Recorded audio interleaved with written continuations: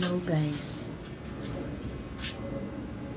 Hindi ako masyadong magsasalita kasi tulog ang asawa ko. So, ang gagawin ko ay magluluto ako ng maruya. Kasi panggabi siya. Nung umuwi siya kanina, bumili na siya ng saging. Tingnan nyo na lang.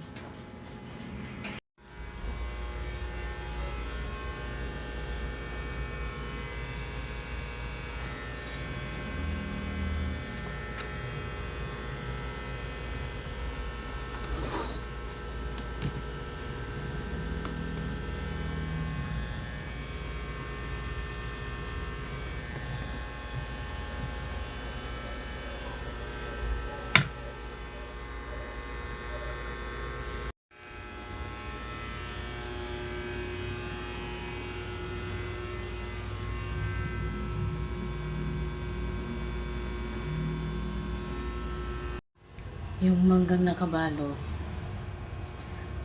magkikibarter sana ako ng malunggay. Nag-post ako sa GC dito sa subdivision. Wala namang nag-reply. Kaya nandun lang siya. Sawa na siguro sila sa mangga. Pero mga maniba lang yun. Dala yun ni Mr.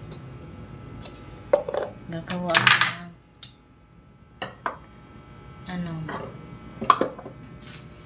harina kasi nga gagawin ko itong maruya. Sabi ko sa asawa ko, hindi na ako magluto kasi busog na ako ng mangga. Dapat daw lagi na lang mangga ang kainin ko para tipid daw sa merienda. Sabi ko kasi bumili siya nito, iumakyat pa siya ng mangga. Alam ko naman naakyat siya.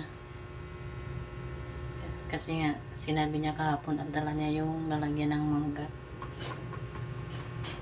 Ibinakbakan ko na naman yung mangga. Kaya busog ako. Yung tilapia, dito nga sa may hangin. Yung tilapia, gagataan ko yun. Yung nakita niyong gulay, ano yun? Talbos ng kalabasa at bulaklak. Init. Yung nyug na doon sa rep para hindi masira, hindi mapanis.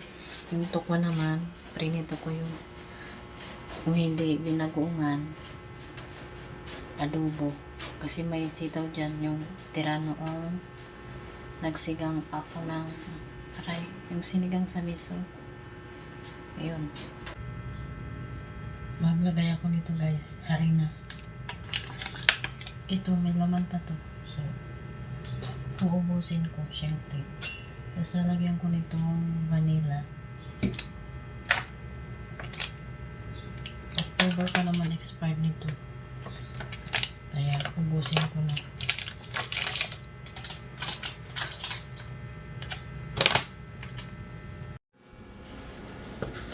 Vanilla to guys, nilagyan ko na dalawang kita yung doon, yung dumi. Nagugas kasi ako kanina. Nilagyan ko na ng vanilla, tapos dalawang takip niya. Yung takip na lang ang pinang measure ko. Dadagdagan ko pa ng tubig. Ilublob ko na guys lahat ng saging. Ayan, pinapainit ko lang yung kawali para hindi dumikit yung pagluto. Ayan na guys, nakapagsalang na ako. First batch. Ayan pa, meron. Ginamit ko itong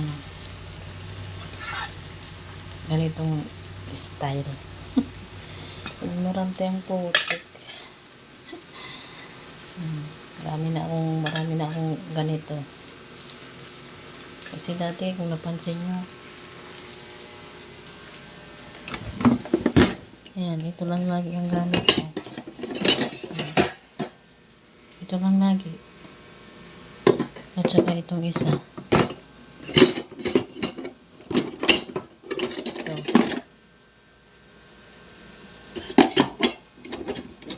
Ayun, 5 na to.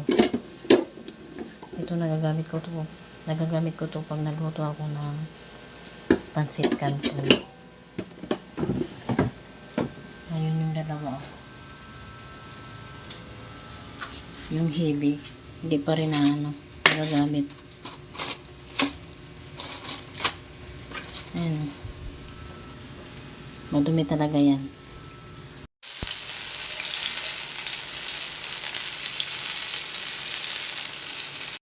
Naluto na guys. Yung tatlong, ayan. Itong nauna ay 4 pieces. Itong nahuli ay tag-tatlo na lang. Hindi pantay eh. Ayan. Daming tirang harina. Ayan, ito na lahat guys. Luto na. Dito ko na lang nilagay sa...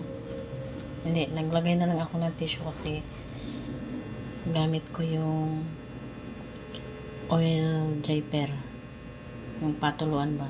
May laman na tilapia kaya dito na lang. Ayan. Lagyan ko na lang ng tissue para ma-drain yung mga excess na mantika. Ayan guys, na prepare ko na pala yung gata. Ano yan? Walang kamatis kasi kalabasa eh. Dahon at bulaklak. Talbos pala at bulaklak. Siling haba na buyo. Wala palang bawang yan, pero may sibuyas. May luya, nakapiranggot. Yan. Nailagay ko na guys yung tilapia at yung bulaklak at talbos. Nilagyan ko na rin to ng asin. Nalanta na yung gulay. Kanina ko pa kasi ito kanina ko pa ginawa. Nilinis. Ganyan. Ayan. Kakunti lang yung gata.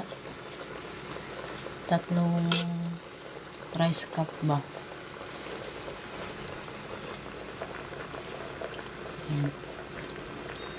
Hugas yan na gulay. Ano? Matamtaman na. Matamtaman? Gising na pala guys at kumakain na yung nag-request ng maruya.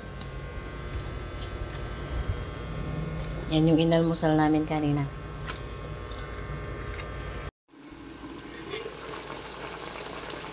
Na guys, luto na yan. At okay na rin ang lasa.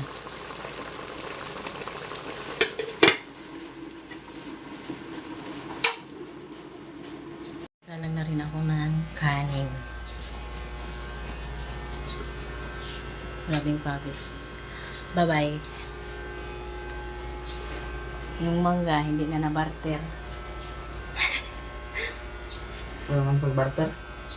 Ayaw nila. Malunggay lang ang gusto ko sana eh. Kahit 10 tangkay, ayaw nila. Bye-bye!